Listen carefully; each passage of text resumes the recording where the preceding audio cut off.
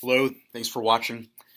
This is a part one segment of a multi-expansion of some of the points I made this past Sunday in the sermon from 1 Corinthians 16, 13 through 14.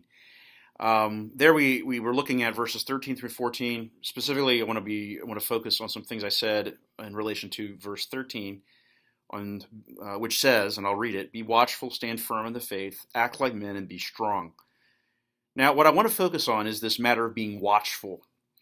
There are really two battle fronts when it comes to being watchful. And what I said in the sermon was that Paul sort of is kind of taking this role of a military commander, kind of just mustering his men, mustering his army to take their duties very seriously. So there's really two general battle fronts that we must be watchful. There's the one that's within each of us, and there's also the battlefront around us. And what I want to focus on first is the battlefront that's within each of us. And let me just say that I think this is perhaps the most important of all the two, as well, because of how it affects even what's going on around us and those around us. So, in other words, if I'm not watchful over my own heart, and I fall into sin in some way, other people are affected. My family's affected, the church is affected, and really society is affected as well. Now, being watchful over our own hearts requires first and foremost that we understand our hearts, and that we understand first and foremost that they are sick. Our hearts are sick. Jeremiah 17:9 says that the heart is deceitful above all things and desperately sick. Who can know it? And Jesus also said, "For from within, out of the heart of man, come evil thoughts, sexual immorality, theft, murder, adultery, coveting, wickedness, deceit, sensuality, envy, slander, pride, foolishness. All these evil things come from within, and they defile a person." Now, granted, when we are converted, when the Holy Spirit engages our hearts and opens our hearts and gives us new hearts, we have now new desires, new natures, and so forth. And Ezekiel talked about this. Ezekiel 36 is a prophecy of the new heart that would be given to us through the Holy Spirit. And there, Ezekiel says, "And I will give you a new heart, and a new spirit I will put within you, and I will remove the heart of stone from your flesh, and give you a heart of flesh. And I will put my spirit within you, and cause you to walk in my statutes, and to be careful to obey my rules." But understand, though, that at the same time, your old heart is there as well. It's still present. It's still within you. That old heart that's sick, the one that where all these terrible things come from that Jesus talked about there in Mark 7. That's still within you, and that heart is actually causing a war to happen there. There's a war going on within each of us, and that old heart is at war with the new heart. And this is what Paul is referring to in Romans 7 when he says, "I delight in the law of God in my inner being," in his new heart, that is, in his new nature, "but I see in my members another law waging war against the law of my mind and making me captive to the law of sin that dwells in my members." And so this is why we must be watchful. There is a war happening. There's a war going on right here within inside each Christian.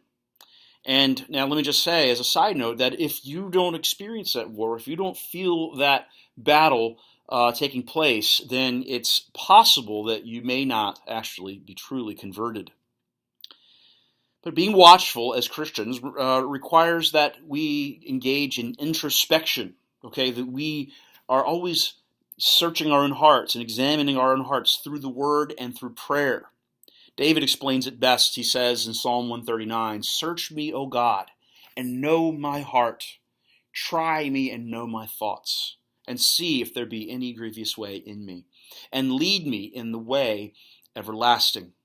Now, what this shows us is how impossible it is, really, to watch over our own hearts apart from the soul-piercing gaze of the Holy Spirit, who alone can illuminate the depths of our hearts and show us what is in there. You see, the better that we know our hearts, the better we know the sickness of our inner being, of who we are deep down within, the more effective our watchfulness will be. For we will be keenly aware of just how deceitful and conniving our old hearts actually are.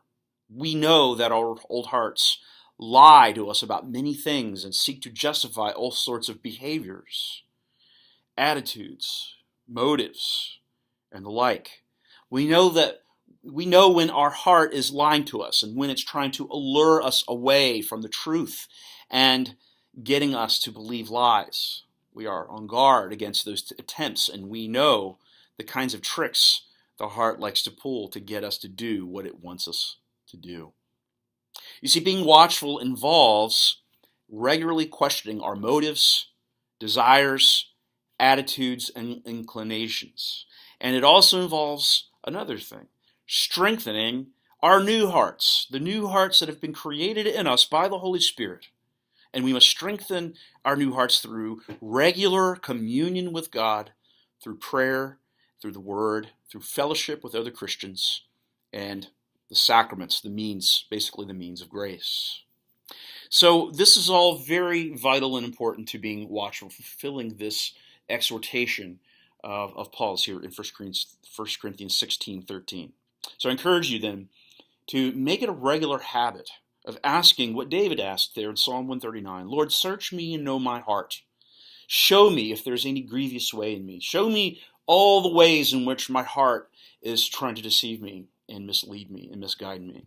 So encourage you to do that. Thanks for watching, and stay tuned for the next one coming tomorrow, which will be on the subject of being watchful part 2, which is being watchful about what is going on around us. So thanks for watching.